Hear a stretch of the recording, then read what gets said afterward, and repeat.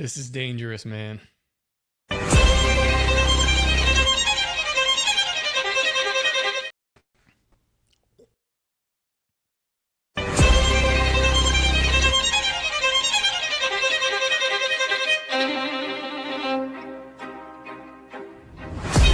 not condemning these people. I'm not saying that they're bad people. I'm saying that they're dumb, okay? If you haven't figured out that you're being lied to by this machine yet, you're a fucking idiot, and I can't help you anymore. Aliens, dollar collapse, demolishing of the deep state. Just because they've given you, as a conspiracy theorist, everything you wanted, don't go on a victory tour just yet. And strengthen your relationship with God.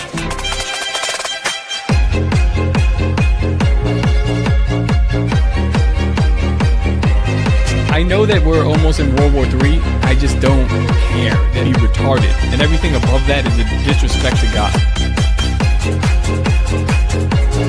I'm somebody that thought I could fix this, and I'm starting to think about having to eat my neighbors.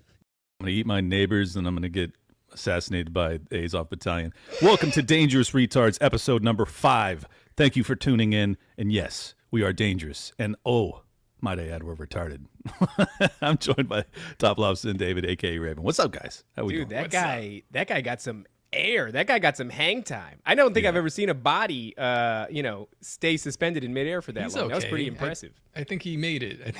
All right, well, look, can we rate it scale from 1 to 10? We're just talking about form, technique, height, things of that nature. I'm giving that like a solid, as far as launching bodies go, like an 8. That's a solid 8 in my book. It makes you wonder, when did he die in that point? Like, was it the explosion or was it the landing? Was it the freak out as he's in the air? Like this horrific Can you imagine that the detonation doesn't kill him, but just the his fear of heights causes his heart to stop because he's up so high all of a sudden? Look, I'm just going to say, like, in the Death Olympics, probably a silver medal at minimum, probably gold. Look, that was horrible. I hate to joke about it because that was a Russian soldier, and we're literally starting our show with Azov Battalion propaganda, which are white supremacists. That's right. In Ukraine, That's right. but whatever. It's dangerous up in this bitch. Let's go. Sometimes they make the best videos, don't they? It's like, you ever see them catch like the exploding drone? They'll catch it and they'll hold on to it, and then it'll explode. And you watch a dude who's been like beaten down, he's exhausted, he's been running from a drone for, I don't know, the past 3 hours, and he finally catches the thing, and then it explodes.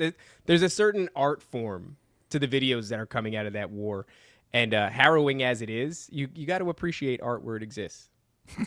I just wonder how effective the campaign is. I mean, you're spending a lot of money to record. I guess maybe not. Maybe the drones do come with recording footage, but you're presenting it as a commercial to everybody in Ukraine, and it's like, how effective is this at getting the old men that are still alive in Ukraine to join whatever war is left? Is that war still going on, Clint, or are we done with that? Is it done yet? No, it's not done. Actually, Russia is fucking their shit up right now. But the Ukrainians have agreed in principle to the negotiating, ceasefire for 30 days settlement that the U.S. has proposed. Putin came out this morning and said, he's open to the idea. He likes the idea, but basically, he's not interested in a 30-day ceasefire. He wants a sustained peace. He's not interested in allowing for the Ukrainians to basically like go and get reinforcements and rearm, and because he has them on the back foot. So I think he's trying to negotiate from a position of strength. The Ukrainians are trying to negotiate from a position of strength because of the U.S.'s backing, which is not really there because Trump has already told his voters that we're done with this thing. So it's an interesting game of chicken right now. Yeah. Shout out to Crispy in the chat over here, says he rejected the ceasefire in military fatigues. Right. So, which by the way, he was never rocking those throughout the rest of the war, like almost never. I think he is signaling this is fucking serious, fellas. We negotiate peace here or it's over. Is there any terms? Have there been terms laid out? Like, to Russia's or to Putin's credit, it's like if they have a ceasefire and it's a temporary ceasefire, you're just, remanning, you're resting, you're getting your arms up, and then you're going back at it. Or has Russia laid out terms? Do they want anything? Yeah, oh yeah, they want a lot. They want Crimea, Luhansk, Donetsk, 2 others I'm blanking on, and so that's like their primary ask. And then they want them to assure or guarantee and have also the EU acknowledge that they will never be added into NATO. I mean, basically all of the things that they wanted when this war began. That's what they're asking for to see the war end. So, and keeping in mind that the oblasts, which is basically like a county, that they already had referendums saying that they wanted to be part of Russia. So he's just saying like that's what we want now.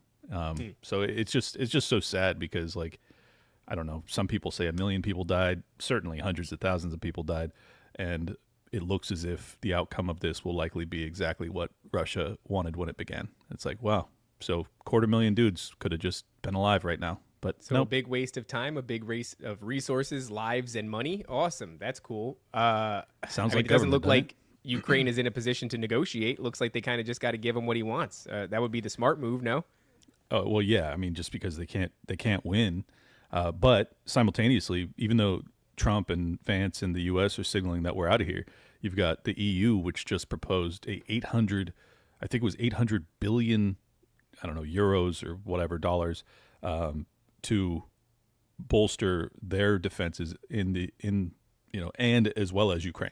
So they're trying to marshal like basically World War III level funding for defense. I don't know why they're doing this. I don't know why they're so convinced that the Russians are actually going to invade NATO territory. There's been zero signal of that, but they are preparing accordingly. It's just the most suicidal thing I've ever seen in my life. It looks like a very, a very expensive ethnic cleansing of a land and I guess a specific race. All the young fighting age men are now meat fodder, kind of getting blown into there. Although that was a Russian soldier, but yeah, that's what it looks like to me. And I guess to what ends, we'll probably find out in the future. I was on Stu Peters and he kind of asked me about this, and I was like, I don't really want to get into like this whole. I can't imagine what angle Stu Peters was taking on this. Go ahead and finish your thought. Probably the same angle that I'm going to take, which is yeah, it's like a Khazarian sort of conspiracy to reclaim their homeland and empty it out from the people who are there right now. Otherwise, none of it really makes any sense. It just looks like sending people to the fodder for no reason. Well, I mean, I don't know about this Khazarian stuff, but I will say, if your intention is to steal the resources of a people, well, it's probably beneficial to not have any fighting age men that can stop that process, right? So, like, Ukraine is basically defenseless, or it will be in short order if you don't end this war. And because they're in such a position of weakness, you now have Zelensky that's offering up 100-year rare earth mineral contracts to the EU, which he already signed that deal. And then Trump wanted the same thing, and I think he realized that, oh, you had already given those minerals over to the British, so we're not going to do that. So basically, it looks like, and I was actually on the phone with my mom yesterday talking about this. It reminds me a lot of the British after World War I, or when they were losing, when they offered the Balfour Declaration to the Jews, and then they also offered Palestine to the Turkish or the Ottomans. I don't remember which at the time. And they were just offering Palestine to like anybody that will take it. But they were offering it to everybody and signing deals to everybody. And then at the end of the war, you had to renege and give it to somebody. And I just thought that was fascinating. It's very similar to what Zelensky's doing with the minerals in Ukraine. I've been hearing. That's a weird conversation to have with your mother, isn't it? That is a weird Yeah. one. Well, Yeah, that's it all is right. weird. I have conversations with my mom about, spiritual entities and things like that. I don't think she believes me. I think that she thinks there's something wrong with me.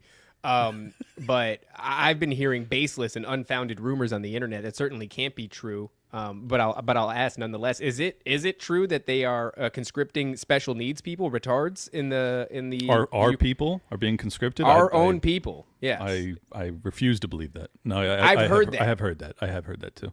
Right, but I've not seen any evidence. I mean, I've watched these videos. I think we talked about them last time, where people are trying to escape, right? Like military. Well, you can't even call them military-age men anymore because I'm pretty sure they've run through all those guys. Now they're just looking to pretty much anybody that can hold a gun, and they're pulling them out of vans as they try to escape. Unless this is that's Russian been happening propaganda. for years. No, that's been happening for years. I mean, they've been conscripting young men.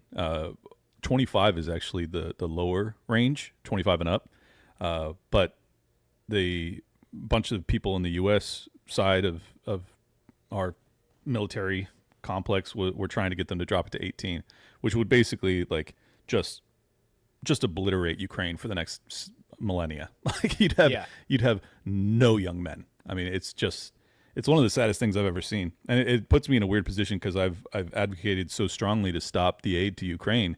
So a lot of people, take that as callousness towards the Ukrainians, and it's like that is not the angle that I'm approaching this from. Like, I feel fucking awful for the Ukrainians, particularly the young Ukrainian men, but that doesn't change the fact that I think our involvement is killing them. Well, there are many such cases of the government taking people unwillingly. And I know this might be a jarring segue, but we have a video here that I'm actually tickled to get to. If we want to bring this up top. This is from the Daily Loud. It says, former UFC champion BJ Penn alleges that the government killed his mother and replaced her with a lookalike imposter to seize his family fortune and to have his mother fight in the Ukraine and Russian war. That last part I made up, but the rest of it is I mean, that's dead on. So I want to play a little bit of this. Go ahead. Before you play, I just want to say BJ Penn was at his peak, a legit superstar, probably amazing probably fighter. The best fighter in that era. For like a 2-year window, he was probably the best middleweight or lightweight or whatever he was. But he's not been doing good. Not since he. I know he had an altercation. He beat some dude's ass in a bar, I believe. And I saw him get knocked out in a bar fight. Oh, that's what happened. Yeah, he got. And look, that's not unheard of, right? I mean, both of those things. Yeah. You make people famous for acts of violence, and then the world gets a little bit confused. I'm not advocating that Conor McGregor punch an old man in the face. I'm just saying I'm not surprised when Conor McGregor punches an old man in the face. So I'm not really surprised when BJ Penn gets into violent altercations. And then I don't know, is it the CTE that makes you think that it's not his mom? Before you play the clip, I just want to make that point, is that towards the end of his career, like, he had this extremely high apex. And then, like, the last 4 years of his career were just injuries and him getting beat the fuck up. Yeah, like he got massacred in the last probably 6 fights of his career, and I think he suffered terrible brain damage. So go ahead and play it now. A shout out to Robbie Lawler, who just made the UFC Hall of Fame and retired on top. Knocked out Nico Price, I think, last year with his final, like, his farewell fight, which the UFC loves to do that thing where they'll put them against a young stud. I think one of his retirement fights, because he came back a couple of times, was against this Mexican dude Rodriguez, Yair Rodriguez. Yair, nasty striker, and he just beat the piss out of BJ Penn. Like, couldn't miss, hit him with everything. Do you remember the fight between him and Rory McDonald?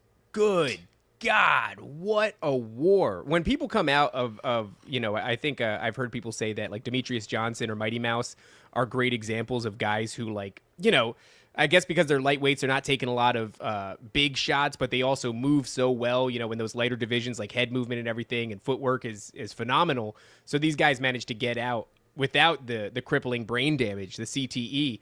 But you look at a guy like who do we just mention that for Warrior McDonald? Robbie Lawler. Robbie Lawler. He's a dude that goes to war. He's a guy that eats a lot of shots and keeps coming forward. And so whenever these guys can make it out and not think that the government has replaced their mother, it really is. It's a W. It's a W. Rory McDonald had his career ended by Lawler. I mean, he was on track to be a champion, and then that nose shot, just like, dude. Unbelievable. His nose, like, fell off in the slow motion replay. You watch McDonald touch his nose to make sure it's still there. Yeah, exactly. Here, let's go ahead and play this. It says, "Fuck the Abili family. Paul Abili, Carlos Riviera, with the help of the government, murdered my mom and my brother. Like, share, and subscribe." Is what it says at the bottom here. All right. Like and share. They are trying to steal everything from my family. Oh, that's what it says. Oh, my bad. All right, here we go. We're gonna play video a thumbs up if you agree. What's up, Paul? Huh? Fuck you, cunt. Fuck you, what? You can only do this because you get the government behind you. Fuck you, get crazy. Fuck you. This lady right here, look at her ass and legs. She's acting like my 79-year-old mother. But she's not my 79-year-old mother. And it's interesting, when you Google Lorraine Abele, our house pops up. Because this lady acts like Lorraine Inouye. So you Google Lorraine Abele, and this house pops up, and then you look him, and then my mom's name starts popping up. She's trying to steal everything, and this is not my mother. This is, dude, I mean, I gotta admit, I didn't know this video was gonna go in this direction. He starts off with "look at her ass and legs," which I don't know if it's just a testament to how good his mom's ass and legs look at this age, or if it's to say, I know what my mom's ass and legs look like. This is not my mom's ass and legs. No, And that's what he's also, saying. he's accusing her of stealing. The poor woman is cooking him a fucking meal, and he's like, she's trying to steal everything we own. She's stealing all the spam, bro. But look at her ass and legs, though. Good point, BJ. Look at it. Honestly, I thought he was out of his mind, and then he says, "This is my 78-year-old mother," and I was like, "No, he's right. That's not a 78-year-old's ass and legs." God bless her if it is 78-year-old ass and legs, or it's just amazing what genes can do. And I'm putting this up because she's saying that she's gonna get an attorney and try to do something. Can she hear him? She's trying to throw me out, and if I attack her, she'll try to do something, TRO or something else. But she's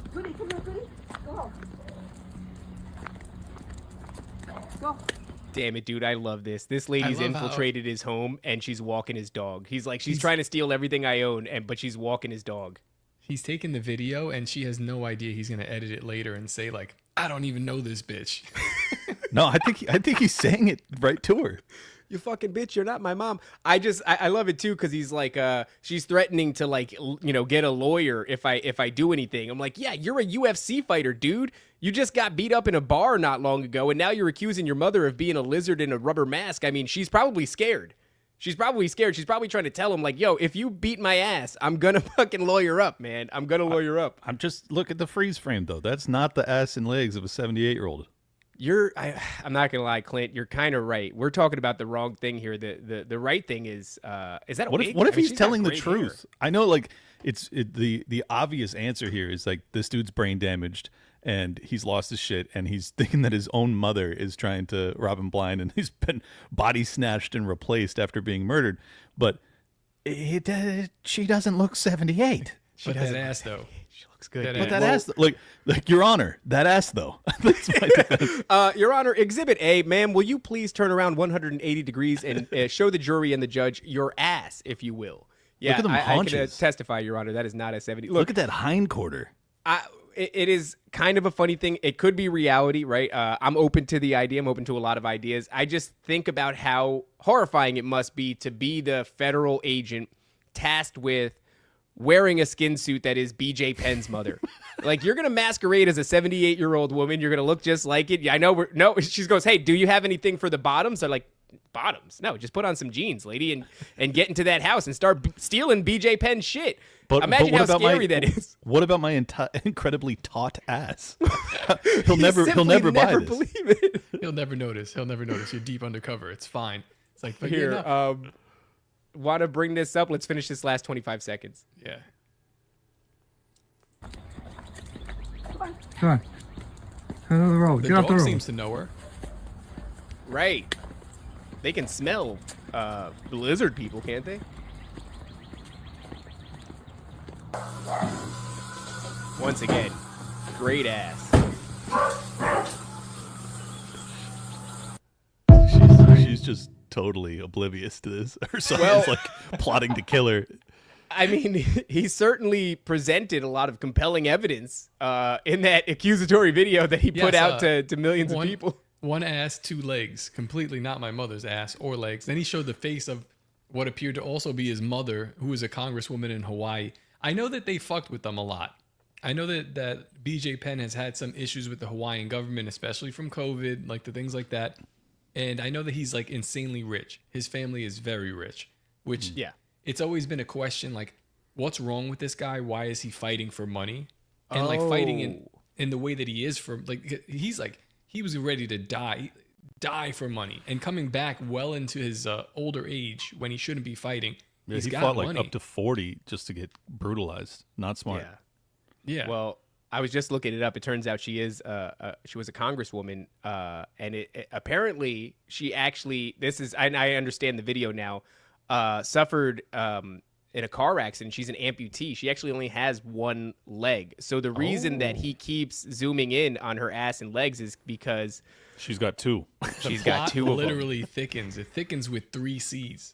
Yeah, no, you got to understand the name he's using. He's saying he thinks he knows who the person is that's impersonating his mother is. Play it again on mute. I got to see. Yeah, some of the text was fascinating. Like he said that she just offloaded their house in Honolulu for like $2.5 million. So it does seem to be that there's some more concerning things besides her uncharacteristically plump ass. See, he's so saying fuck the Abilene family. He's saying that is not his mother. That's not the name of his mother. Interesting. All right, I'm gonna let it play. It's on mute, but some of this Oh, text. I didn't even catch this. Murdered my mom and brother. Yeah, His damn. brother, where's too. his brother? Great don't know. question. This is how they're doing it. Okay, so we got to read the text this time. Like, share, and subscribe. My mom is my best friend. Hilo Police Department and lawyers. This is Lorraine Abile, not Lorraine Shin. See, that's what I'm saying. His mother is Lorraine Shin. So he's saying that Lorraine Abile replaced his fucking mother and murdered his brother and his mom.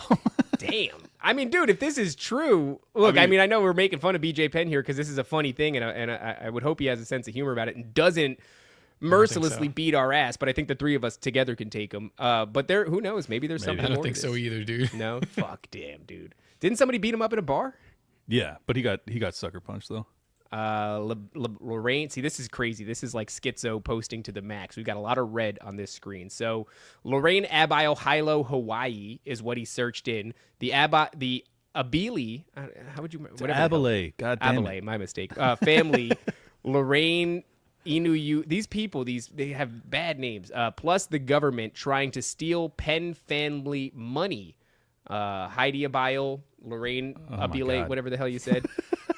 The Abile family, Lorraine Inoue, plus the government trying to steal Penn family money. Heidi Abile, a.k.a. Capola, Lorraine Abile, like and share. She already sold our Honolulu studio for $2.5 million. Brother is Paul Abile, Carlos Riviera. I mean, it's just so confusing. It is so I can't even confusing. follow it. He's saying that his brother has also been replaced. Brother Murdered. is Paul Right. Well, he was, well, I guess his mom would have also been murdered and replaced. So he's right? saying that Carlos Riviera, which is apparently his brother, which I guess is a half brother because his name is Penn, has been replaced by Paul Abile. Okay. Okay. And then he Okay. shows you a bunch of screenshots. I don't know what those are for. Yeah, I don't know, man. This is pertinent information, if true. Big if true, right? And what I need from BJ Penn Pause it. is Wait, go back. Okay, to the Google search results. Pause it right there. Oh, No, this right here. to the mother, her ass. Oh, okay, yeah, gladly. Bam, pause it. Wait a Yeah, little bit I want to get a further better forward. angle. Right? That's pretty good. Further forward for a little bit more. All right, but A the little bit, words little are bit, little covering bit. her Right ass. there. Stop. Oh, Look. yeah. If that's she's great. got a fake leg, why does she have two regular feet? Oh, no, I'm sorry. I lied to you about that. Oh, okay. Jesus. Oh, you piece For a of fucking shit. Fake leg. I'll believe that. I just thought wanted to let we that- were really onto something. I wanted to let that go for a little bit. It felt good. Top's always lying. And I he lied does to the it. It looks people. fun. Yeah. It was easy. Yeah, I don't know, man. I mean, I don't. What I'm saying here is, I will leave the door open for BJ Penn's mother to have been murdered and replaced. But for the love of God, I need BJ Penn to present the evidence in a much more compelling fashion. There's just no evidence being presented. There's simply no evidence. If his mother had lost her leg, we have a compelling case here. Yeah. But since you're a pathological liar, I'm now back to thinking that he has brain damage. Let me go back to the way I said that too, where I acted like I had discovered something. Like you had just I did looked it all. up. It was great. I did. I mean, I didn't. I even looked to the top of my screen at my tabs Yeah. as if they were there. They're not there. There's no tab there. So Wow. I don't know what's going on. I You're a wish the legit best. con man. That That's was pretty crazy. good. I've been watching Top very closely, and I think I'm getting better at it now. I lied to the people, and it was easy. Yeah, I know. I saw him do this, and I was like, "Do you want to start a small business with me?" Like, yeah. It was that and the dick pic. Look, I don't know. I just, I don't want to. I love BJ Penn, and I think it's terrible what happens to these guys. If this is something that's being generated from fucking extreme brain damage, then that's horrifying, and it's got to be really scary for BJ's mom as well. The lovely lady with the fantastic ass who was, seemingly cooking him breakfast. Lovely. She's probably pretty scared if that's what's going on here. This is. I don't want to get like too carried away, but this has Chris Benoit vibes. Oh, yeah, big time. Well, I mean, Yeah. listen, speaking of murders that probably didn't happen. Oh shit, yeah. Over the week, we've had some reports that a guy was murdered that worked for Alex Jones, and You know, at first I believed it, but now I'm not really sure. Alex Jones doesn't seem to care. It doesn't even seem like he knows this guy. Is anyone getting this, or is it just me? Well, I did see him type, "I'm super angry right now," I believe were his exact words. I might be paraphrasing a little bit, but yeah, I don't know. I mean, I haven't looked into the situation too much. It Like, feels. Can't believe No, I agree. I said this on Tower Gang last night. I am concerned with the callousness with which Alex Jones has approached the brutal assassination of one of his employees. I'm like, he's doing these like 10-minute selfie videos and shit where he's like, we have it under, direct authority that it was in fact Ukrainians working with transnationals to take out my reporter. Is and I'm that like, what he said? Yeah. But he's been doing this for days now, and it just hasn't come across as sadness at all. Like It's one of your almost employees exuberant. one of your employees was brutally murdered, and you're like, I knew it. I've been on the right path for decades now. I knew at some point they'd come for me, and sure, Chris had to go, but I'm on the track. And it's like, it's just not how I would handle it. Like, it'd be like if one of you guys got murdered because of what we were talking about, and I'm just like, let me go fucking selfie video for 10 minutes and like, share, and subscribe this bitch. It's like It's it's the just question. Like, how many people fucking work at InfoWars? Because it just seems like he didn't really know this guy. Probably it a lot. can't- I'm sure it's a it big can't be more operation. than a couple dozen though. I don't think it's more than a couple. Yeah, but Like, I he couldn't has to possibly the know guy. a couple of dozen people. Not intimately at all. I have room for about 5 people. Look, what's going to end up happening is all of a sudden Couldn't the guy is going to come back. 25 employees. He's going to come back, this guy that got killed, and Alex Jones is going to start shooting videos like, they fucking replaced him. It's not really him. It's him in a rubber mask. He's trying to steal all of our wealth. Look Don't at forget his to like, share, ass. and subscribe. Look at his His ass. ass and legs. He used to have a prosthetic leg, I think. Maybe, I don't know. I read it somewhere.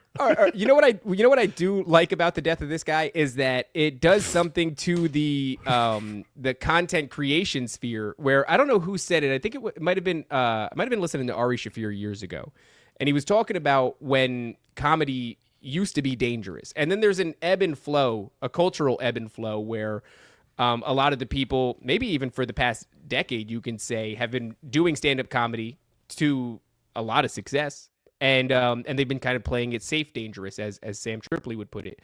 And I watched him show excitement at the idea, whatever this conversation was all those years ago, that comedy might be dangerous to perform again.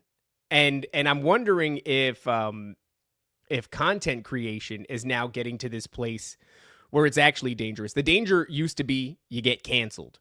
You get fired even from your job. You get ostracized by your community and your loved ones.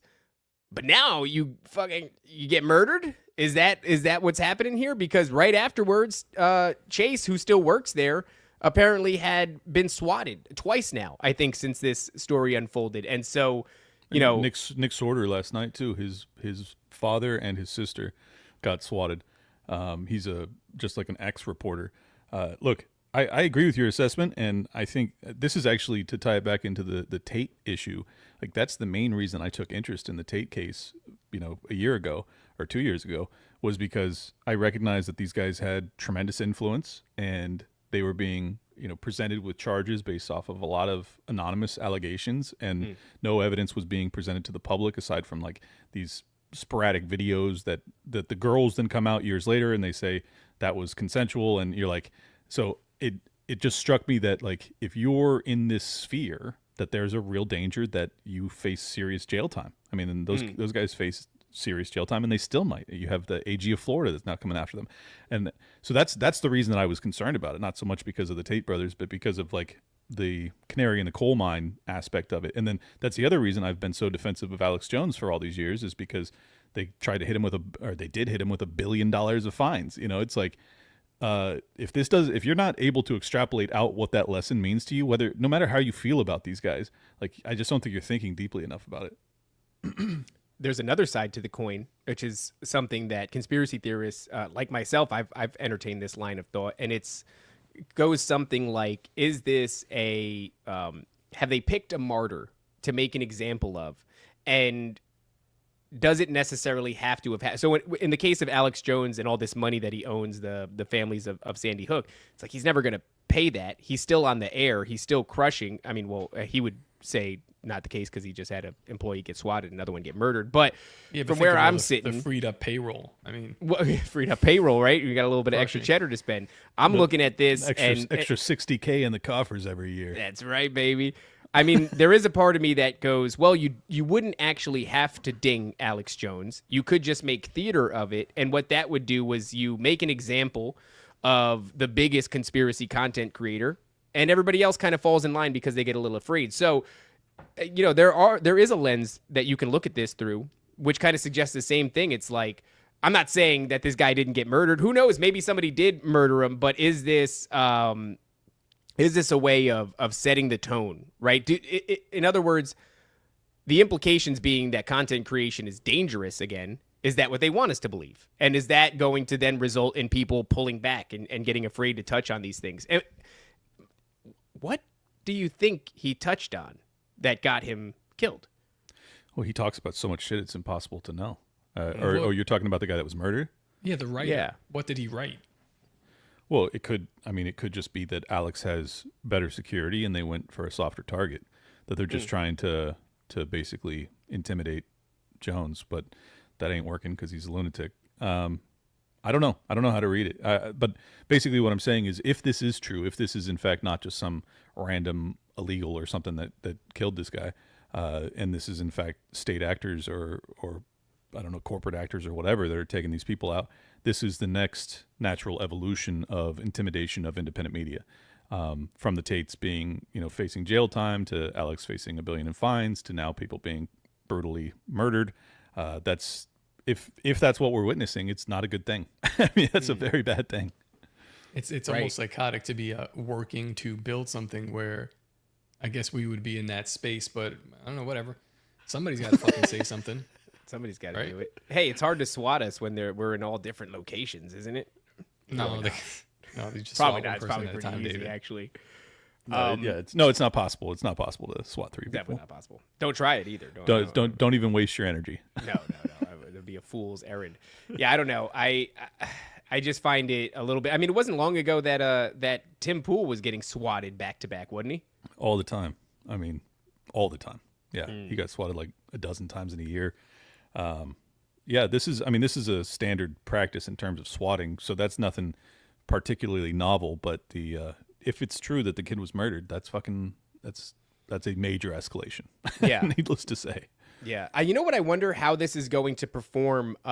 So you have a guy who's built this empire, and now his employees are, someone's been killed because of the information that he's espousing. And I don't feel so much the public sentiment being one of, hey, stop talking about those things and that sort of shit won't happen. It's much more like, oh, this is an attack on the freedom of speech, right? So how do you have these two things? It's an interesting dichotomy that Alex finds himself in. On one hand, he has the support of people who agree that you cannot take someone's life because of, them exercising their right to freedom of speech. But on the other hand, you are suing him for $10 trillion for exercising that freedom of speech. That is an interesting kind of polar opposite that's happening right now with Alex Jones. Well, I just to give some credence to the claims that this may be, extrajudicial murder and assassinations, all of these people, like all the Chase and the guy that was murdered and Alex, are all on the hit list from the Ukrainians, like the website that says that you're a enemy of the state.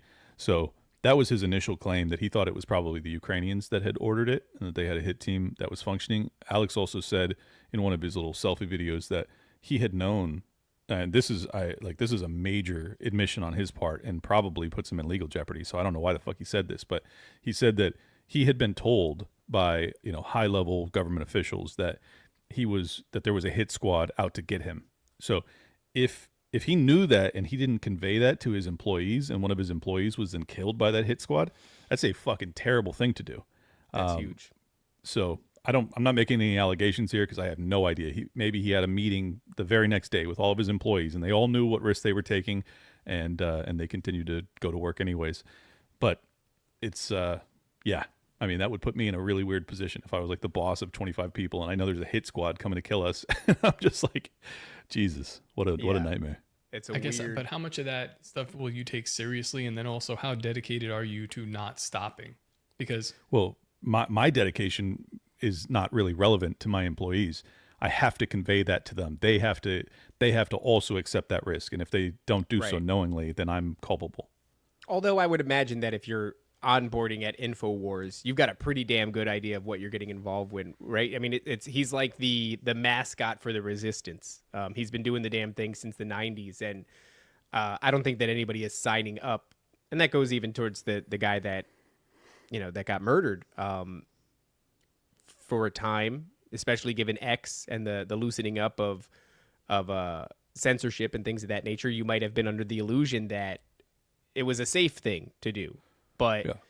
No, the reality is, I think Chase and Owen and Harrison are all soldiers. Yeah. Like they are about it. So I agree. It's probably true that everybody that works at InfoWars is like, yeah, I'm a fucking soldier in the InfoWars, bitch. Let's go. But I was saying, if you knew that there was an actual imminent threat with a hit squad, I just hope he conveyed that to his employees. That's all I'm saying. right? Yeah, that seems like something that you'd want everybody to be dramatically aware of. I would also imagine that it's probably consistently the case. InfoWars is always under attack for whatever Maybe, you think but about that's them. not what he said, though. That's not what he said. No, He said Hit that- Squad is a little bit different. Yeah, like if you know that there's an active hit squad that's been employed to take you out, you better convey that to your fucking employees. Yeah. Well, I think a lot of this is for better or worse, it's going to end up galvanizing people to the free speech movement, if you want to call it a movement, in totality. That includes conspiracy theorists or political pundits or anybody that has something to say.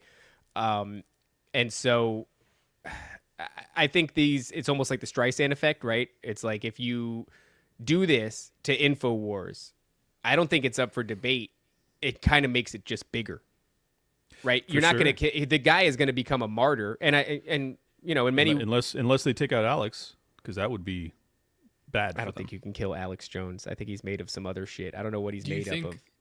do you I think hope it has so. something to do with the Ian Carroll thing? Because he's been tied up with InfoWars a lot lately. And The timing's interesting for sure.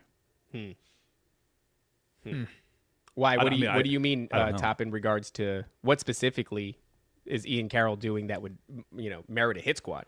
he stirred up the Jews. This is like, we got to talk about it again, I guess. Everyone remembers. We made it 37 minutes. That's a record. Yeah. That's pretty good. Actually, we made it 37 minutes, and we're about to talk about the Jews. Maybe it's a good time now to switch over to Yeah, let only. me kill my. I'm gonna kill my Yeah, ex. hold on. So Before if you you're do that, watching- let me explain what's going on. So we're going to cut the stream to X. If you're watching over there, we have a bunch of platforms for dangerous retards that we're trying to flesh out. So if you guys want to continue being a part of the conversation, find us on Rumble, find us on YouTube, and continue watching the episode. That way we can have people, silo into the appropriate platforms. Otherwise, it's we're getting dangerous out of here. RTRDs on Rumble and YouTube, right? Yep, it's Correct. in the Dangerous in the description. RTRDs. Okay, it's in the description. So, bye X. Bye. Oh, give me a second here. Okay. Can you guys Yeah, hear that? so- I have like construction going on outside. I don't know if it's coming through my microphone. It's faint. I can hear it, but it's Okay. faint. All right. So yeah, it's I guess Ian Carroll brought up this whole sentiment of the Jews doing everything again, and it just so happens that they might be, and now we're running into the same issue where it's like you've poked the nest, and there has now been an action taken against you or somebody close to you. So it kind of reminds me of what happened with Thomas Massie, and I'll just speculate wildly, but he had poked the nest of ending the Federal Reserve. He was pointing out AIPAC influence in the government. This was last year, and then his wife mysteriously dies. I know that there's probably a logical answer for his wife mysteriously dying at around 50 or whatever. Maybe she had ailments that we didn't know about. But as far as I know, I haven't heard any like compelling reasoning for her being taken or her dying in this way. But it's just very strange to me how that kind of like people get really close to this. I don't know if it's even the truth, but they get close to this topic and then we're still not out of that phase of Martin Luther King getting taken out. That this thing still does happen in real life. Well, Yeah. the last episode we were talking at length about this Ian Carroll appearance on Joe Rogan's podcast and just the whole Jew topic. And I think what was really interesting was after we wrapped the episode, the public sentiment on X had reached a certain, critical mass when we were doing the show, and we were talking about people reacting in such a way as to be like, this is horrible for the Jews. You don't know where this is going. This is going to a bad place. We should escape the country.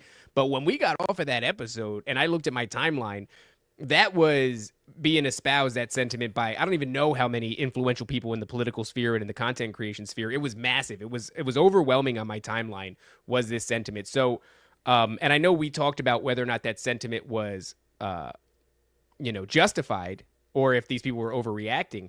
But the case still stands that that is the sentiment that was being spread after that appearance. And so I could see how, given everybody's reaction, that there might be something more to that. It ruffled enough feathers and it upset enough people that like maybe that does make somebody call up a hit squad.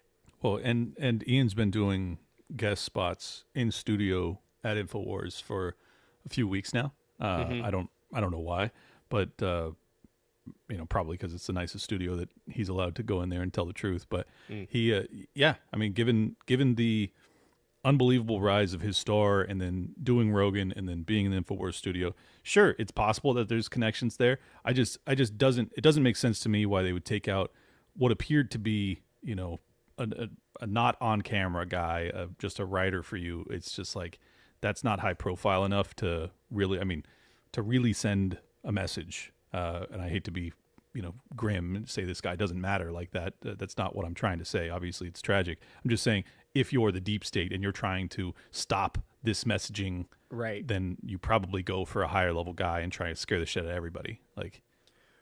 Well, I mean, look, murdering a person, whether it's the employee or the owner of the company, certainly does send a message. And just given the context of what he was talking about, which is this kind of like honeypot, sex trafficking, blackmail, intelligence operation, maybe you could make an argument that they would have gone for somebody a little bit bigger, but it kind of does track. It does track. And I'm highly skeptical about virtually everything.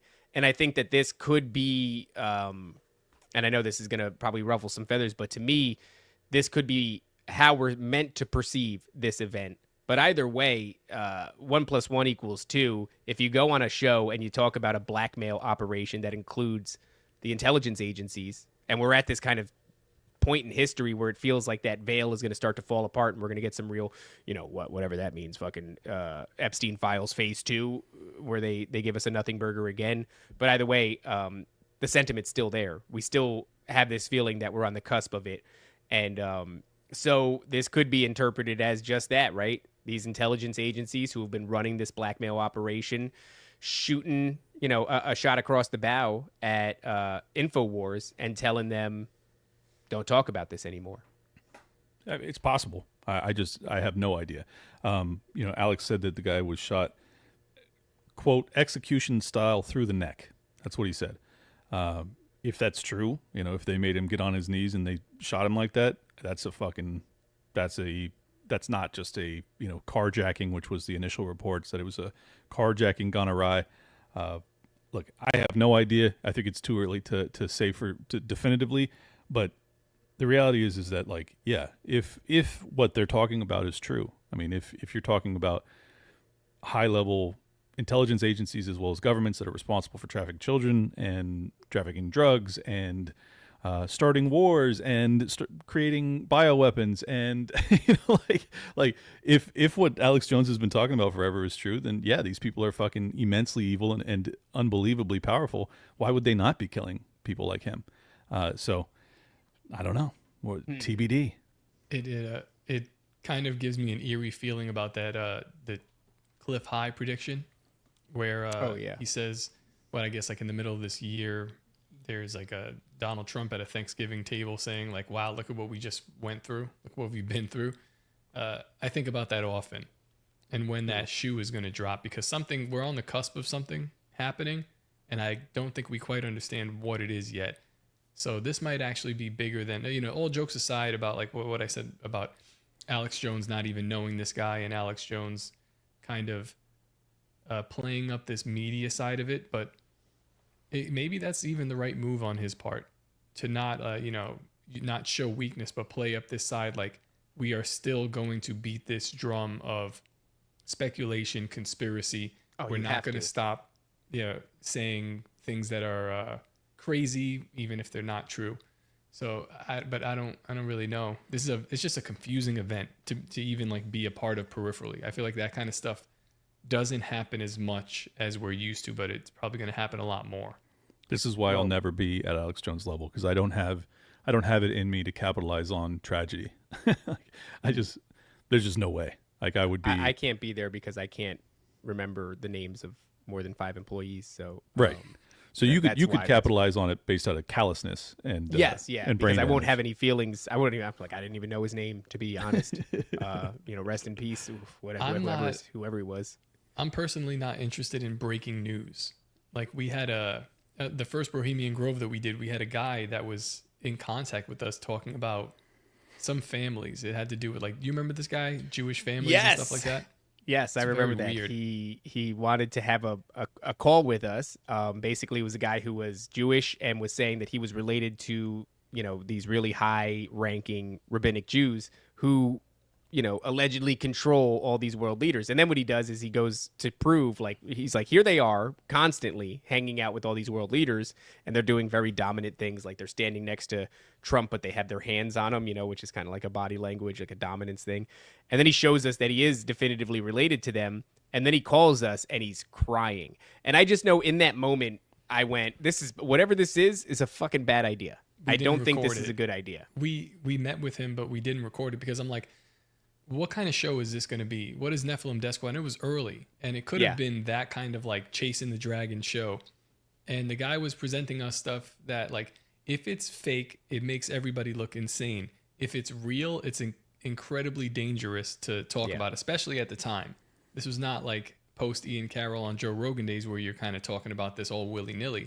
This was still what you're describing is the Sean Ryan path, where like some of it is obvious nonsense, and then other aspects of it, if it's true, is like, oh, you're disclosing shit that like you're absolutely going to get assassinated for. So yeah, I'm not interested in being in that lane either. Thank you. No, I don't want to get shot. I saw somebody, Ben Avery, who used to be Tim Dillon's tell him co-host. what happened. Tell him what happened with this fucking guy at the live event. He came and he was like sitting in the audience. I think he was a couple rows behind us as Sam Tripoli was performing. He had a trench coat on. I had my piece on me and shit, and I told David has his shit on him too, so I'm like, just keep an eye on this dude. And it was the weirdest thing, man. Like, big trench coat. At the end of the show, I could tell he like looked like he wanted to come talk to us. He's like doing that thing where you stand next to somebody and you're like trying to get in their field of awareness so maybe they'll address you. But we weren't addressing him because he was dressed like a fucking school shooter. So I was like, I don't know what he's strapping. I'm not going to say shit to him. And so basically he just did a lot of that, like a lot of uncomfortable staring and standing around us. Like, and I was like, oh, this is going to be our first and last event because we're simply going to get shot in the chest. Well, one of us would have gotten shot in the chest. Oh yeah, he got shot. Yeah, it would have been a flip of the coin which one. But yeah, I mean those things they come along and really it's for it was such a big body of evidence that he was bringing, and I am retarded, so I'm like I don't even know if I'm looking at like everything I'm looking at seems very compelling, and maybe there would have been some interest in moving forward with that, but I had no way of verifying that shit. And I think once you start getting into the weeds on that, you likely have one of your 25 employees shot in the chest. Dude, it's just not a good move. I had a really bad experience with that. Very different. I don't think it was anyone that was crazy, but it was a guy who was in jail, and apparently he was a fan of the show. And it was J6 related, and it was his sister and his mother and him. They were all imploring me to basically, tell the truth about what happened that day. And I'm like, dude, I'm not a fucking investigative journalist. Like, I don't have Tucker Carlson's production staff to go through the 20,000 hours of J6 footage that have been released and see exactly what you did, because I'm not going to go to bat for you unless I know, visually, like, okay, yeah, this guy didn't do anything wrong and he should be released. I still believe that he should probably be released, and hopefully he was one of the people that got a pardon. I'm just saying, it's like people need to understand that in the lane that we're in, to take on an endeavor like that. We simply don't have the resources. And if I end up in litigation, then it's the end of this operation entirely. Because I just don't, like, there's not hardly any revenue from doing this shit. So like if I actually end up getting sued, basically I'm just going to close up shop. So I don't want to take that on. We're on the cusp of getting sued by somebody for gang stalking, apparently, which is actually very hilarious. Oh my God, dude. My God, that's so funny. Yeah, That's well, so he funny. he agreed to debate me on Josie's show on Sunday. I don't know if I'm going to do it. I don't want to engage Why with somebody debate who's him? going to Dude, this who's guy. who's going to sue because of something I say to you during a debate. Like, what a fucking queef. It's very gay. This guy, if you pay any attention to him, this misfit patriot character, Mr. Patriot. Mr. Yeah, Patriot, Mr. my mistake. What he does is he goes around and gets ass fucked by various content creators, and he'll show up in a debate context, but he will bring absolutely no information whatsoever. But still, the association with this other person and this idea of debate garners him some reputation and fame on X. And this is it. That's all he does. He just goes, he gets his ass plowed by Jay Dyer, and then he gains some followers from it. And then he goes and he gets his ass plowed by the dude Andrew from the whatever podcast, and he gets some followers for it. He's basically like a horny cat that's just backing up to everybody. And so he's backing up to you right now. He's just presenting you his asshole, and he's daring you to fuck it. And I'm like, I don't fuck cats, bro. I don't fuck cats. Yeah, I don't fuck cats in eyeliner. It's a very exhausting, and there's no longevity in it. It's very strange. And so yeah, to do that, and then to be like, I'm gonna sue you. Fucking shut up. He's on the Destiny slash Dylan Mulvaney path, where like Destiny actually has some skill, despite the fact that he's wrong about everything. This guy has no skill. He's basically a transvestite, as best I can tell. He's a definitional lol cow, which is just a person that you keep around to point and laugh at, and they seemingly are a never-ending supply of comedic material. Yeah, these are all jokes. You can't sue me, okay? Yeah. Allegedly. I'm saying allegedly to everything. I was being very serious, but yeah. About what though? Him wearing eyeliner and being insufferable? Like these aren't like legal accusations, and it's not a besmirchment. Dude, this is why I don't want to fuck with this guy though, because it doesn't matter. It doesn't I just don't want to spend 10 grand on a case. A lawyer.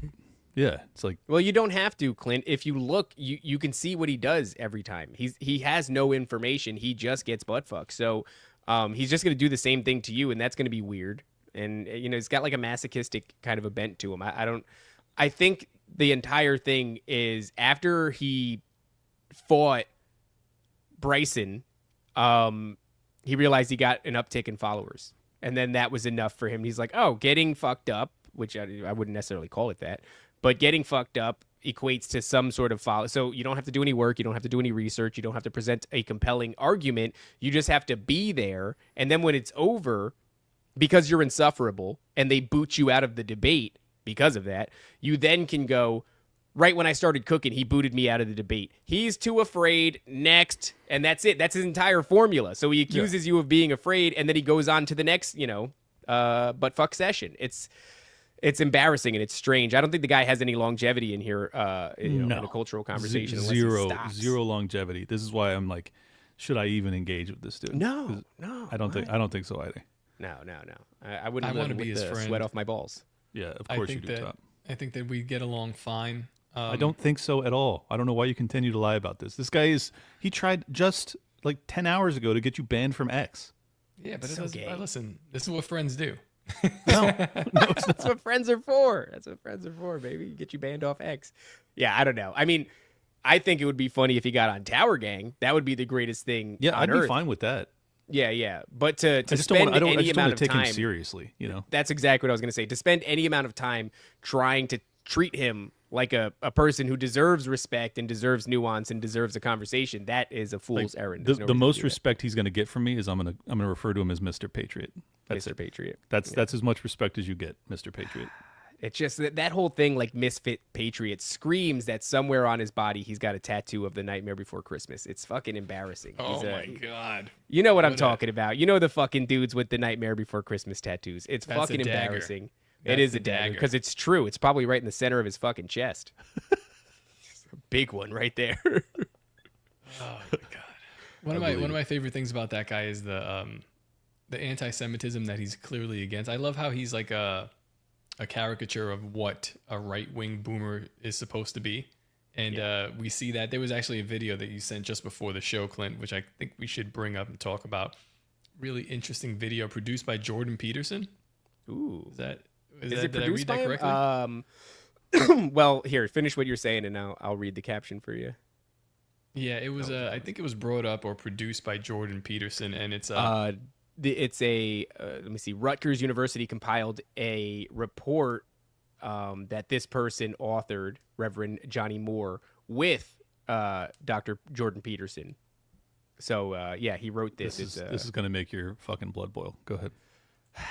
Oh, we want me to play it? Okay, I didn't realize we had it pulled up. Sorry. Let's make it big. Actually, let me read this real quick. I need to warn you about something. The term Christ is King has been a declaration of shared Christian values for generations, but shocking research by at whoever the hell this is, let me see, Network Contagion Research and Rutgers University compiled in a report I co-authored with Dr. Jordan B. Peterson demonstrates that this iconic phrase is being hijacked by anti-Semitic extremists to manipulate Christians. And that's enough words from him. Let's watch it. Some volume on this. Declaration of faith, a moving signal between Christians of their shared values. But what happens when it becomes a manipulation tactic designed to deceive Christians? Mentions of Christ as King have increased fivefold on platforms like X in just the past 4 years. At first glance, it would seem hopeful as people begin to reinvestigate faith in the face of increasing secularization and chaos in the world. But the NCRI, an organization at the forefront of monitoring deep trends in data, observed a striking and nefarious development around the phrase Christ is. Why is it the National Containment Research Institution like this is a disease? Contagion. It's a disinformation fighting network. It's probably fucking USAID funded too. That's what I was going to say. So it's contagion in the sense of like social contagion or cultural contagion. Yeah. I mean, I'm assuming. I don't know. Yeah. Unless, of course, all that little red shit in the background there is to, make us have feelings of COVID all over again. Here, That's how they perceive this stuff, though. It's like a informational it's a pandemic. mind virus, right? That's what they call it. It's a mind virus. All right, let's let this play. Wear your mask.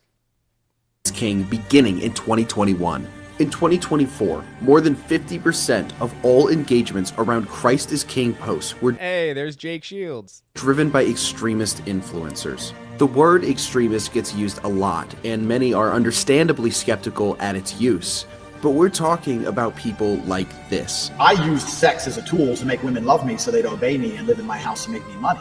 Catholics and Christians were going missing on Passover, then they would find bodies, and they were able to trace them back to Jews. Blood libel. Oh, I mean, what if she's right?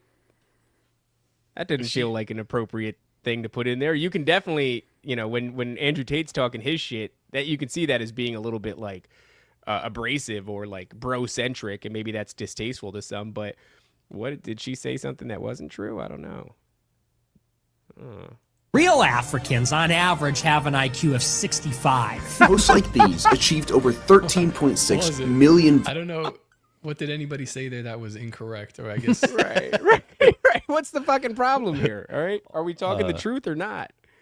Tate says, all the Christians seething over why do young men listen to Tate? Because I'm fucking cool and you're all dorks. Why do they listen to the man that makes them strong, powerful, and rich over the people telling them to accept homos and perma-forgive transgression? Losers. I have no problems with that particular tweet. There's nothing in there that I can push back against. Because I'm fucking cool and you're all dorks. Yeah, that fucking tracks. I don't really have a problem with that one. All right, let's let it play. Views and more than 100,000 engagements during Easter 2024 alone. While co-opting the phrase for their toxic narrative, figures like Candace Owens and Jake Shields repeat hateful blood libels. And shockingly, by 2024, the most frequently associated term with Christ as King was the word Jew.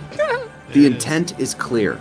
Manipulate well-meaning, faithful Christians into having their beliefs tethered to psychopaths. This is nothing short of diabolical. We're caught watching Christ is King being taken by the supremacist right more and more each day. These connections matter. The spiritual, the linguistic, the interpersonal. They shape us, they shape our society, and they shape the world. So what kind of connections do we want to build? And more importantly, what kind of world will we help create?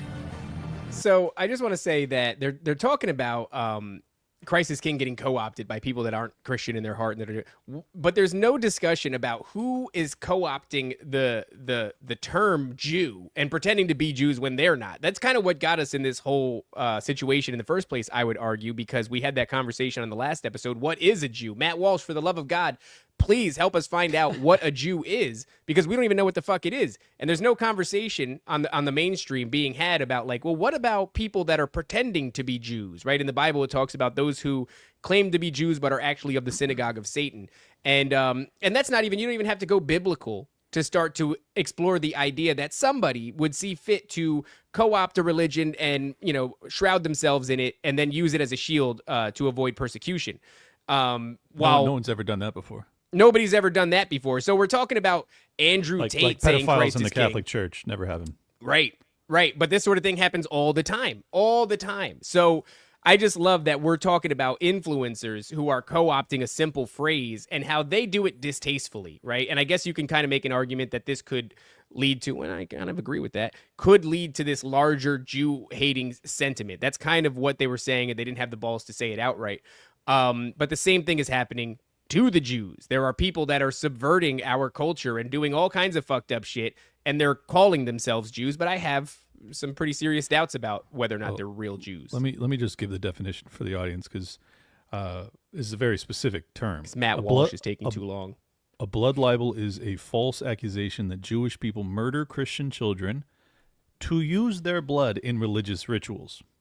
So, have you ever heard Candace Owens, Andrew Tate, any of them say that?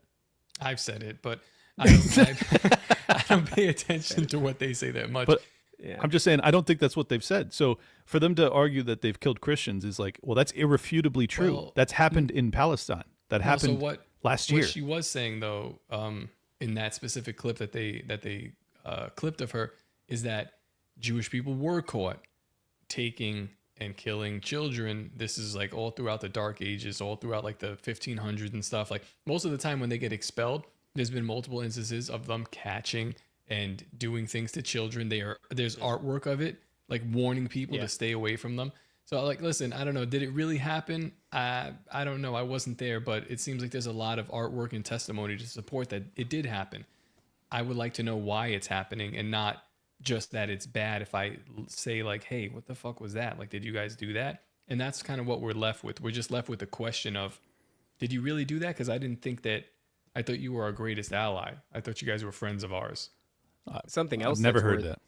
Worth noting here too is that I don't know if it's still this way, but the censorship on X developed in a very interesting way during the height of the Christ is King sentiment, because that's still being said, but there was a wave that we went through not long ago where it became very popular, probably what this video is in reference to. And during that time, you would get the visibility of your post limited if you should use the phrase synagogue of Satan, which is very fascinating because that phrase is not calling the Jews the synagogue of Satan. That excerpt from the Bible, Revelations 3:9, is not calling the Jews the synagogue of Satan. In fact, it is saying that there are those who will call themselves Jews but are not. So if anything, it's almost a saving grace to the Jewish community. It's a way of breaking bread between, Goyim and the Jews, and saying, hey, we're very aware that it's not all the Jews. Oh, these wonderful paintings. Well, I wonder where they arose from. This is some of the artwork. It's kind of tragic. I don't even really like to talk about that stuff, but apparently that was a thing that was happening before. And I get why they wouldn't want to, bring that up or talk about it. Stuff is in the past, and it may or may not be happening now, which it probably is. But what I think is interesting is that there's a weird admission of them when people are saying Christ is King and how it offends them. Yeah, their entire religion is a response to Christianity, and this is not a popular thing to say, but when you really look at it and study it, their religion, logically, it should predate Christianity, right? Because you have the Torah, and the Torah has the prophecy of the bloodlines leading all the way up until Jesus Christ. And then obviously the New Testament, which is a Christian thing, is the story of Jesus Christ's life all the way to the book of Revelation and the end times. But well, chronologically, it almost has to predate it because Jesus was a Jew, right? And it does, but it doesn't, because this is a well, not really. Jesus was. All right, well, explain. I didn't mean to interrupt. I'm just that's asking why questions. we're asking the question, like, well, what is a Jew? You know, Right. And that word is kind of more that's a more recent word that they use within the last 500 years. But the reality is that Judaism is formed, or it's one of its main book, the Mishnah, was formed 200 years after the current era. So that's 200 years after the birth of Christ.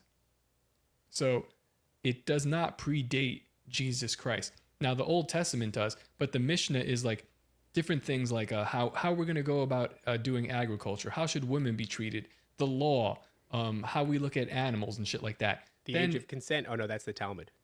The Talmud argues that, and that was created at about 500 years after the current era, so maybe 300 years after the Mishnah was compiled.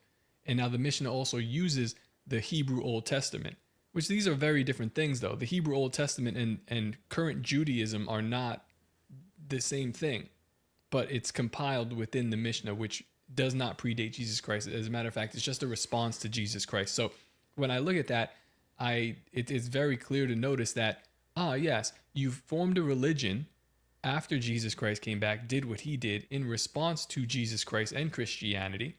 And I mean, a lot of Christians were persecuted by these same Pharisees who formed this religion years later. And then here we are 2,000 years later, you're being offended when people say Christ is king. Of course you are. This is what you've been at this entire time. But like, I'm just tired of the misconception of, oh, well, this is a Judeo-Christian values. Like, number one, those two words should not even be put together. Number two, Judeo doesn't even come before Christian. If you want to put them together, Ben Shapiro, it would be Christian Judeo value, because your shit came after. And it's well documented by your own documents that it does come after. I close my case, sir. But please explain then how or why they describe Jesus as a Jew. It's like bloodlines and stuff, but so Jesus comes from the line of David, and that's like I'm not exactly sure about these bloodlines, because there's like so many different ways you can go down. Wait, but, Jesus comes from a man's line, not from God? Yeah. Or I guess yeah, because Mary. I'm such an idiot on this topic. Keep going. So the bloodline of Jesus comes from David, which that goes back all the way to Noah, and Noah goes back to Adam. So God creates the first man, and that eventually ends up as the bloodline of Jesus Christ. Where these modern day Jews come from, I'm not really sure, but it's pretty proven fact that I think less than 1% of the people in Israel right now have any bloodline to the ancient Judeans that come from the line of Christ. It seems like a lot of them are, yeah, or Khazarians is a huge one. Just given the sort of the position of Khazar and what they were doing was controlling a massive trade route that had to be traversed by these other countries, and they were charging them insane fees for passing through their land and conducting trade on their land, to the point where they were overthrown, and then they were forced to adhere to either Judaism, Islam, or Christianity. And the Khazarians picked Judaism. They were a pagan people, and they picked Judaism because they came to the conclusion that it was most suitable for what they already believed.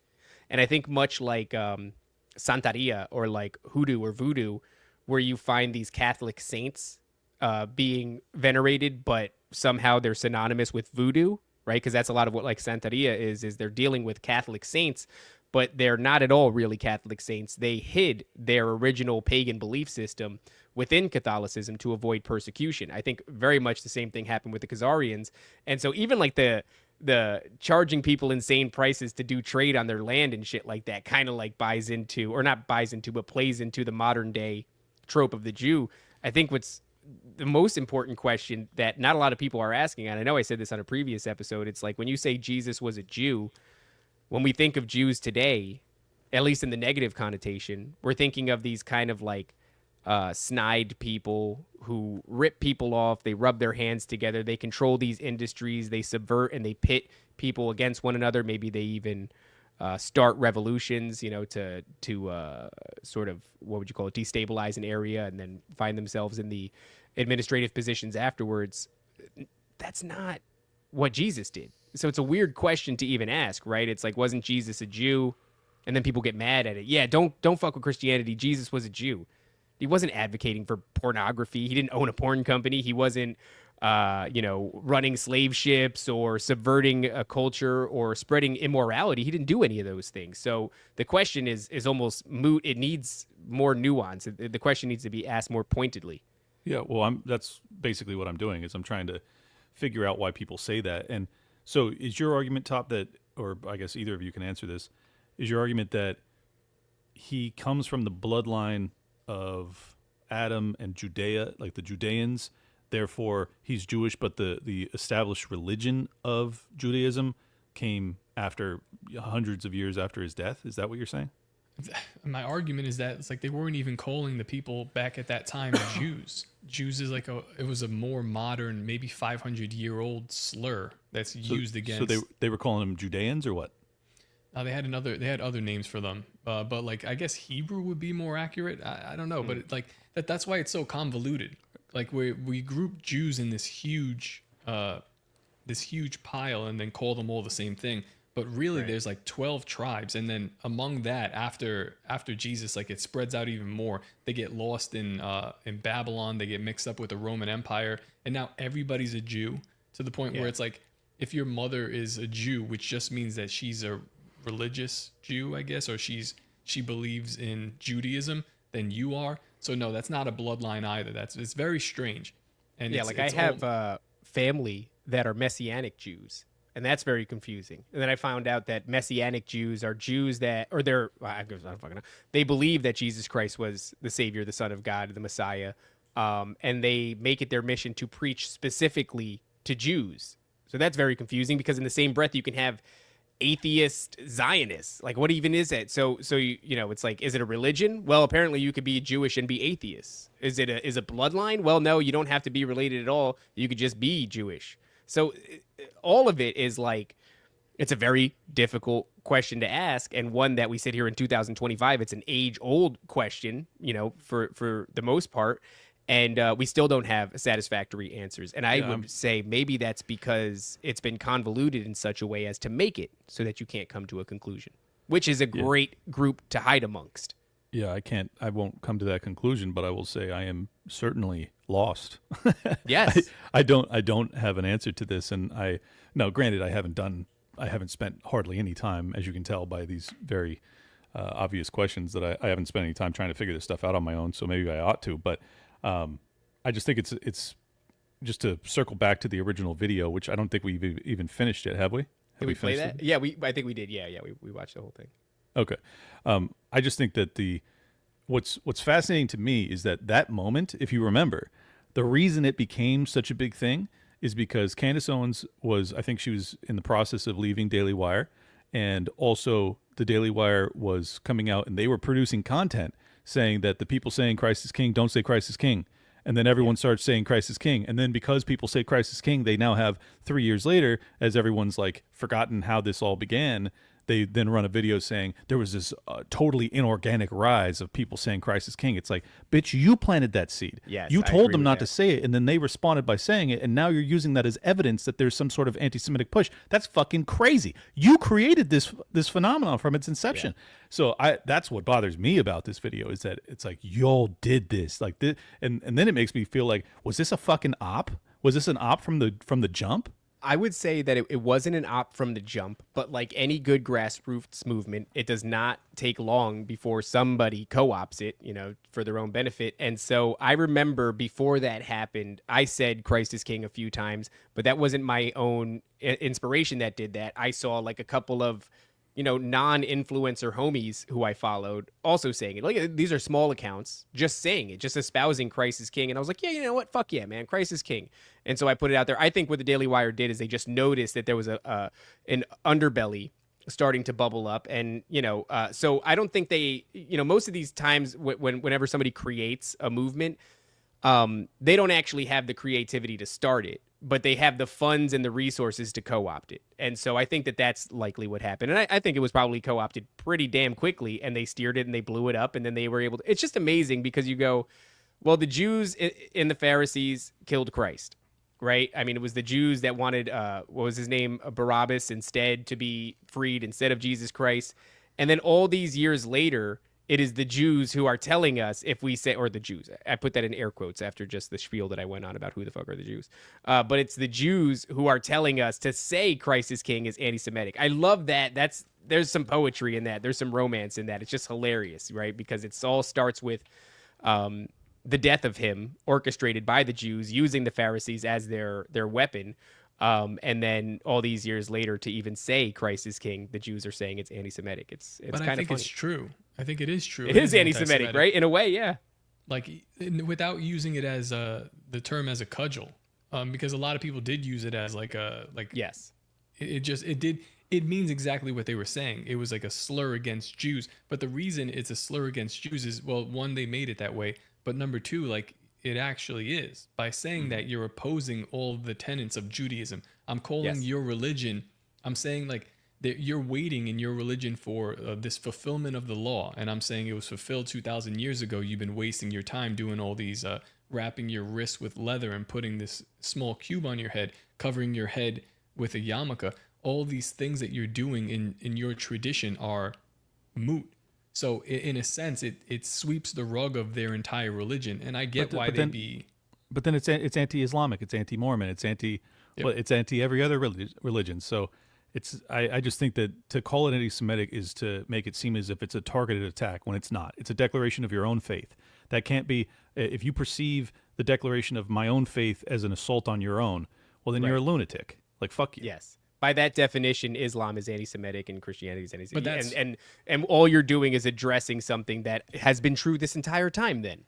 Yeah, it's like it's like some fucking dude shouting out Allahu Akbar and me going like, why do you hate Jesus? It's like, I'm not going to go there. Like, that's not he's saying God is great, his God is different. Fucking let it go. Move on. That's the thing, though, that this is the main issue with, I think, why we see anti-Semitism, why we see the Jew. I don't think that they do. Well, I know for sure that they don't like us. It's because by default, these religions cannot coexist. One has supplanted the other. One is just a direct response to the other one existing. So therefore, only one can exist. And the one that exists, that came after, has somehow put itself within Christianity and made itself as it's Christianity's father or grandfather. It's just not the case. So I think in the end, when you start to notice that, you start to realize that, like, oh, in their perfect world, there cannot be Christians. And then you get into things like the Noahide laws, which the Sanhedrin actually wrote a letter to Donald Trump asking him to implement the Noahide laws, which, among other things, they say if you participate in heresy, and what they consider heresy is worshiping Jesus Christ, well, the punishment is death, cutting your head off, things like that. They've asked him to implement these laws. So what's the Sanhedrin? Yeah, well, Sanhedrin is that's the name of this particular group of Jews, but that's also a part of the Talmud. So, and did Trump do anything with it? They wrote to him in February 27th or something like that. They wrote him a letter asking him to implement them. I don't know. I'm not in the administration, so I'm not sure. Nothing's been reported as to him doing anything with it. It's interesting. I don't know. He's made some anti-Semite laws on campus. I know that instead of targeting vaccine manufacturers, RFK is now making his main focus anti-Semitism on college campuses. Instead of the Epstein files, we get more anti-Semitism laws, or how we're going to be battling these things. So I don't know what's happening, but there's some kind of influence that doesn't make any sense here. I love that too. That sort of really fucked up binary of, like, you could either get the Epstein files, we're going to work on that, yeah, sure, maybe Mossad is associated with that, or anti-Semitism laws. Like, those two things couldn't be more in opposition to one another. No shit. And probably not accidental, but I just, same point I made last week is, like, if you continue on this path, it does not stop this snowball. It makes it roll faster, makes it grow faster. Like, if you try and suppress these conversations, it's only going to make it worse. And as someone who's not interested in hating anybody over their faith or anything like that, I'm advising out of love, don't do this. And you know what they'll do though? But they'll stand in front of you. Just no one's stopping. No one's fucking stopping. It doesn't matter how much I say it. It's just like they're going to keep going. I posted it just early this morning. I was saying it's just amazing to me that we spent the better part of 2 decades having academia, broad-based, across the board, just condemn viciously straight white men. And the GOP didn't fucking say or do anything about it. We've now had, a year and a half or so of people protesting on college campuses against Israel's war on Palestine or on Gaza, and suddenly they've got special fucking laws and they're deporting people. And it's like, it's just the priority is so blatant. You cannot miss that. You can't miss it. Like, it's great. And keeping in mind, the vast majority of people that are voting these fucking GOP scumbags into power are white Christians. That's who they are. They don't give a fuck about you. They're not interested in fucking putting up laws to protect you, even though you have college teachers that are trying to condemn you on a spiritual level, saying you're like you're Satan, basically. They don't care at all. They didn't even give it lip service, much less laws. But they're deporting people over protesting Palestine. It's amazing. The reality of the situation is that... Or Israel, sorry. Yeah, the reality is that these things cannot exist together. And I've become comfortable with like saying that truth about just about everything. Like there's a section of Christianity that wants to embrace gay marriage, and I'm like, listen, how I personally feel about it is like I don't really care. But I also understand that these things cannot exist together. There's one or the other. And if you try to have both of them together, you're going to get neither of these things. You're going to get some perversion that is absolutely disgusting. I think the same thing about Christianity and Judaism. They're not friends. They're not compatible at all. But somehow in today's society, we see that as like one and the same for some reason, when one actually is responsible for the murder of the deity of the other. And then it's got to be the Schofield Bible, right? I mean, well, that's a whole nother thing. But yeah, that's in the 1960s that they infiltrated with mostly money. Just question for you. You guys maybe know this history better than me. Was Judeo-Christian values, was that a term that was being used prior to the Schofield Bible? No. That's a good question. No, it wasn't. That's a fairly recent thing, and it's genius. You've implanted yourself in they create the Schofield Bible, and then they make it mandatory reading when people are going through seminary. So if you're to become a pastor of a church, that's like the curriculum that you're going to go through. And if you don't pass that curriculum, then you cannot become a pastor or a priest in at least in Assemblies of God Church, which is a lot of them. Like in the Pentecostal section, that's like every single one of them. They're a huge congregation of interconnected churches.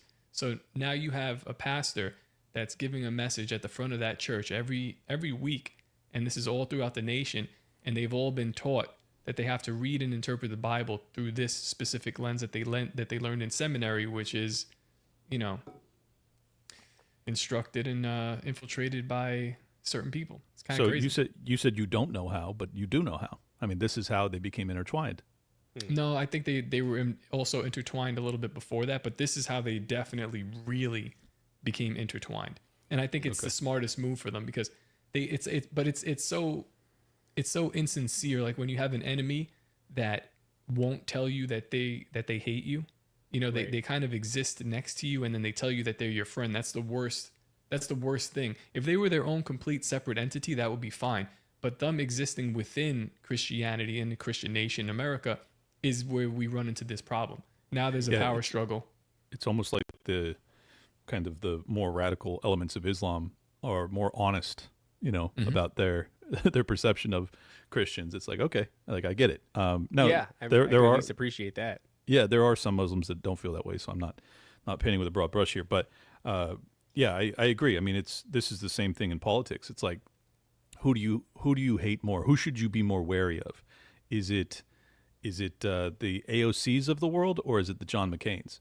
And it's like, oh no, it's the John McCains. Like John McCain will basically co-opt your movement and turn it into a militaristic, destruction of the dollar, destruction of civilization type of thing, and he'll do it in your name, which is the worst fucking parts of it. Speaking for the Republican Party, and it's like that. Yeah, you have to recognize who's the enemy, behind friendly lines. I do want to see where this all falls, though, because there's so much connective tissue between like rabbinic Jews and Israel and the way that they celebrate Donald Trump, and then of course these passing of anti-Semitism laws and things like that. We talked about it last time how Trotsky and his ilk, when they invaded Moscow, the Bolsheviks, they passed anti-Semitism laws as their very first piece of legislation. So in other words, it was like if you ever thought you had a chance of talking about a group of Jews that were seeking to subvert, your country, you simply can't do it. You can't engage in that dialogue now because it's hate speech effectively, and there's ramifications for that. And so I can't help but draw the same parallel now, and it's a very important time, just given this whole topic of like the Epstein files. I know a moment ago we said like these things that are happening, they couldn't be more opposite, right? You either get the Epstein files or you get anti-Semitism laws. But I wonder where this is all going to fall, because this administration held so much promise, not just for the direction of the country legislatively and economically and culturally, but it also had all these promising things for conspiracy theorists to chew on. We've talked about that before too. And now all of a sudden it's like for a second we get some hope, and then another second we get some, don't be anti-Semitic, and then we get a little bit more hope, and then we get a little don't be anti-Semitic. And I couldn't tell you where this is going to land. It can't be both of those things. We can't get the Epstein files. Teeter-totter. Yes, it's a weird teeter-totter. You're not going to be able to get the Epstein files and then tell us the truth of the matter, which I suspect is Israel is disproportionately involved in these blackmail operations, and our intelligence agencies, along with our CIA. Here's the truth, and now we're going to throw you in jail if you talk about it. Are they going to do that? I don't know what they're going to do. I don't know what this is going to look like, but it's weird. Crazy. I don't think enough people realize like how strange this actually is. Well, I think because it does. To bring it back to the beginning of the episode with the InfoWars reporter being murdered, I think that now that the truth and the consequences are getting closer together, we're going to start to see a lot more of these things, because there is the conversations being had, and you have to. It's one of these things that I think that even they're aware of. Like it has to be had at some point. You cannot keep up the facade of they're our greatest ally. These two things are compatible when they're clearly not. It's like being in a marriage with somebody that you absolutely hate. You can pull it off for a while, but eventually it's going to show its ugly face, and there's going to have to be some sort of divorce. And there's no reconciliation in this marriage, because eventually you're going to start accusing your wife of having been replaced. It's not actually her. Somebody in a skin suit. You'd be like, look at the ass on this 78-year-old bitch. Look at the ass. That is not my wife's all ass. Right, I've got a very, high-level philosophical question that I'm curious what you guys think about, and hopefully this isn't boring to you, but libertarians oftentimes get accused of this too, that we're so anti-war that essentially we won't ever stand up for anything, and therefore we'll never maintain power. We're not interested in wielding power. How could you possibly expect to have a civilization that functions under your paradigm if you're not willing to enforce it? Yada yada yada. Christians actually have a very similar framework. At least I see them as extraordinarily similar, all the way down to the value of valuing property rights. You can't steal, things of that nature. It's like libertarianism and Christianity, I think, have a lot in common, and I think the pitfalls are actually extraordinarily similar. And I've thought about this a lot, so I'm curious what your guys' thoughts are. Christians being these kind of pacifists, which not all of them are, but many are. How is it that Christianity is to prevail? You're saying that these can't coexist. Well, my argument would be that, well, if you're saying that they can't coexist, it's not the Christians that are going to win out. It's going to be the other religions, the ones that take on a more militaristic bent. And some Christians would argue that's not what matters. Winning in the physical realm is not as important as winning in the spiritual, and therefore, that's why we don't fight on, in this realm. So, either of you, what are your thoughts about this? I think it's the way you look at Christianity and the way that Christianity is presented to us. So, growing up in the church, people would say like, we're here to store up our treasures in heaven.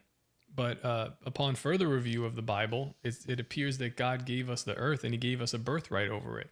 So when my father gives me a birthright over the inheritance, I don't let somebody come in and take that so easily, because I'll have something else after. It's like, no, that was given to me, and that's mine to protect. And I feel like the easy thing to do for Christians is to bypass that and maybe embrace this end time prophecy, where like, again, so like if you're a Zionist Christian and you support Israel bringing about end times because it'll bring me to my spiritual end and we'll all be in, I don't think that's what we're called here to do. We were given this place to tend this earth and live as well as we possibly could on here. this is a blessing. What happens on this place is unique from what would happen in the spiritual realm, and we're here to experience that. So giving that up is a mistake. And I guess, you know, the attitudes of not fighting for it come along with the idea of this complacency of, well, like, I'll just get my stuff later, which I think it might be true too. But I think also later, like, if you go to, you're judged by God, and he's like, well, what about that thing that I gave you? He's like, oh, we just gave up on that because we wanted to come home. It's like, you just gave up on that? I built that thing for you, and you just stopped it and like left it. I don't think we're supposed to be doing that. So is it it's like I don't even know if it has to be a militaristic version of Christianity, but more like what Christianity is in general. Maybe people need to go back, relook at it, rethink about what this thing is that we've been given and what we're here to do. So a misunderstanding. The Orthodox Christians have it correct, have it the most correct, and they are the most. They are the church that's closest to Christ, so the founding church. Yeah, I would just argue that when I say militaristic, it's not that I mean aggressive militaristic. I mean defensive. You know, which is also kind of where libertarians fall. Once again, these similarities I just think are really profound. But I think that if you're not willing to defend your land, if you're not willing to defend your church, your religion, well, then you ought to expect to lose it. And and it's like that is the evolution that I've had in terms of open borders, for instance. It's like, do I actually expect to turn the entire world libertarian? Do I expect to turn the entire world Christian? No, I don't. So why would I not defend the small sliver of, you know, Christian or libertarian leaning land and governance that I have? It's like, well, the answer is I ought to. And that's been kind of my evolution on the immigration issue. Sorry, go ahead, David. I think we got like this really gay version of Christianity that was kind of refined through whatever the media and public perception and things like that. But there's multiple times within the Bible where God calls on his people to eliminate entire tribes of other people and entire cities and their livestock and everything. And I'm not saying that that's what we're being called to do here, but I'm just saying that this passive version of Christianity doesn't even resemble the Bible and what's happened in the Bible. But I would say that the thing that we're really meant to focus on is the truth. You know, Jesus Christ says, I am the way, the truth, and the life. And he's like the embodiment of the truth. And I think in that way, if you are to pursue a relationship with Jesus and call yourself a Christian, then you might say that you are obsessed with the truth, and you have an obligation to speak, to use the word, to verbalize, to constantly call out. It's like when he goes into the temple and the merchants have their tables set up and he fashions a whip and he flips the tables over, he starts whipping the shit out of people. I don't think that we're meant at all to be passive. I don't think that we're meant to like slaughter people, but I do think there's a version of Christianity that is about telling you the truth straight to your fucking face. And it's about the truth at all costs, and that's why, you know, we celebrate these people who are martyred. They have their heads cut off while proclaiming the name of Jesus Christ. And it's because it's about the truth over everything. So even until death, even when you're about to be beheaded, even under the threat of that, you know, mortal coil being swept away, you still don't concede to anything other than the truth. And so I think that that's something that a lot of people kind of miss within Christianity is, you know, I consider myself a conspiracy theorist, and I was one before I was ever a Christian, but I recognize the overlap is exactly the same, because all it did was I found Christianity because I was constantly pursuing the truth. And so in that way, I think that is a huge cornerstone. And I don't think that you can be passive when it comes to the truth, because just telling the truth by its nature is dangerous. It's going to bring a lot of opposition. It's going to bring a lot of pushback. Yeah, it's going to ruffle a lot of feathers. So what are we meant to do? Are we meant to tell the truth like sheepishly? And then when somebody pushes us, because they're going to do that because the truth is dangerous, we're meant to crumble and recede away from that? I don't think so. I don't think that's at all the point. We had a guy on our show recently that he kind of like came at me a little bit. Like he pressed me, and I immediately pressed him back, and then he folded. And I'm just like there's something so upsetting about when another grown man like is like, oh, you want to have like this debate, call out my character, and then I say something back, and then you immediately apologize and show belly. I'm like, don't do that. Stick to what you mean. Like, if you think that I'm a bad person or a faggot or whatever it is, say it. Say what I respect you more. But, you know, it's a lot easier to just be like, oh, there's pushback here, I'm not gonna go down, I'm gonna take the path of least resistance. And I don't think Christians or libertarians are called to do that. If you have a set of principles that says X, Y, Z, then fucking enforce those principles and make the world what you want to see. I That's mean, what I like. That's Satan. what I like. Oh, I'm sorry. Go ahead, Clint. I just want to say that's what I like about Bryson Gray. Actually, is that despite the fact that I don't really agree with him, but he'll be like, "Yeah, I'm not down with the gays." You know, Yeah. You know, like that's At least he's vindicated. Well, I don't know if he's vindicated, but Or not vindicated. I'm sorry, convicted. Yes, he's exactly. He's showing his convictions, and it's like that's the type of religious people that I respect, even if I disagree. It's like, and that's kind of how I feel about even communists, to kind of do the inverse of the libertarian argument once again. It's like, yeah, these people are fucking for real, you know? Yeah. You know, I respect it. Like, I also perceive them to be my enemy, just being honest. But at least you're telling me what you believe. And Right. I think that courage in your convictions is really important. And I think it's kind of becoming more important than ever. And just a very interesting thing that's happening right now, which kind of demonstrates the cuckedness of the American Christian community, is that there are actively, you know, Syrians, Christians that are being just executed in mass. You've seen Christians in Gaza that have been killed in mass. You've seen Christians in Africa that are being killed in mass. And many of these people are literally being told prior to their execution that you can renounce your religion and you will live. And they're not. And they're going out on, you know, not on their sword, but, you know, on their faith. And it's like, that is so fucking profound. And it's so beautiful in a way, but it's also so undeniably and unbelievably tragic that American Christians don't lift a fucking finger for these people. And it's like, who are you? What are your beliefs? What's happened to you? And I just, that to me is kind of just mind blowing that they've so lost their way that they don't care about these people. And I'm not saying all, but many. That'll be at our doorstep soon. It seems, and it is what it is, right? Well, in the Bible, they call Satan the father of lies, and Satan means the adversary. So if you take that polar opposite, right, Jesus Christ being the way, the truth, and the life, and Satan being the adversary, the father of lies, you can make a lot of claims about what we're supposed to do as Christians. But what's very clear is we're supposed to be in opposition to these lies, and we're supposed to be sided with the truth. And that is not conducive to a passive people at all. So that narrative of passive Christianity, I think, was a very clever way to put an arrow in the knee of Christians, because how on earth can you stand in opposition to, you know, the father of lies and take the arrows that come with saying the truth if you're passive? It just doesn't make sense. And how are you to stand in opposition of the father of lies if you don't tell the truth? Like, right. Basically, it's everything. It's the only calling you have, if there is one, is like, you want to oppose the father of lies, tell the fucking truth. It's so straightforward. And yeah, I think that's why I've always had kind of a kinship with Christians and Christianity, is because that's how I view life. You know, I've always viewed life of like pursuit of the truth, speak the truth, be courageous about it. And those are the Christians I respect. And I think that's, you know, even though it's probably very irritating to hear a non-Christian condemn Christians, I think I'm right. It's like, you guys, if at your best form, you're going to be bold.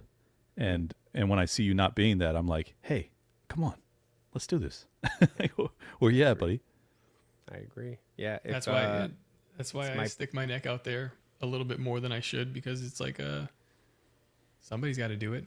So yeah, I guess I'll overextend here and kind of, maybe the people just need a little bit of bravery. Like, hey, look, you could do this. You could say this. Like, just take the step out there. Well, I think what's really horrifying is that, like, Christians are still a plurality, if not a majority, of this country. I mean, in terms of like actual practicing Christians, it's probably not the majority, but in terms of like people that classify themselves as Christians, you still have the majority of the United States of America, the most powerful fucking country in the history of the world. You have the majority, and it's still like, oh, woe is us. We're such victims of everything. It's like, hey, bitch, if you guys actually got your shit together, you could absolutely turn the ship around, but you're just so passive, and you're like the victimhood culture that they've adopted is just so disgusting to me. I'm like, you're the majority. Like, why are you acting as if you're victims of everything? And why are you allowing, like, I'm not saying that you don't have genuine gripes. You are being victimized by the system, but like, why aren't you reforming it? Why aren't you coming together to fix these things? Like, I sound like Nick Fuentes right now, but it's just true. Dude, I agree with that, though. I don't think the... Five episodes is all it took to convert me to Nick Fuentesism. I don't think that the truth is ever a victim. And even Jesus Christ said that no man takes my life from me, I give it willingly. And so that whole victimhood mentality should not even jive with Christianity, considering that our central deity says that. No man takes my life from me, I give it willingly. So, yeah, it doesn't, but it's appealing, victimhood mentality, right, to the human psychology. There's just something about getting brownie points from not doing shit, from having shit done to you. Yeah, what also galvanizes populist movements is victimhood narratives. So it's a really, it's a conflict in like the messaging, and it's a conflict in how you galvanize people. And I think this is why I don't like some aspects of Trump's leadership, is that like what you really need is a galvanizing figure that advises courage and advises unity and advises like Christian, foundational beliefs. And I think that is the sort of almost a spiritual revival is kind of what this country needs. And I know I really sound like Nick Fuentes, but I'm just being honest. Like, I think that in order to be able to like deal with the temporary pain that's necessary to rectify the problems that we face in modern times, you're going to have a vision that extrapolates into the future or projects itself, a couple years down the road. And that can't just be, I'm going to, get inflation down.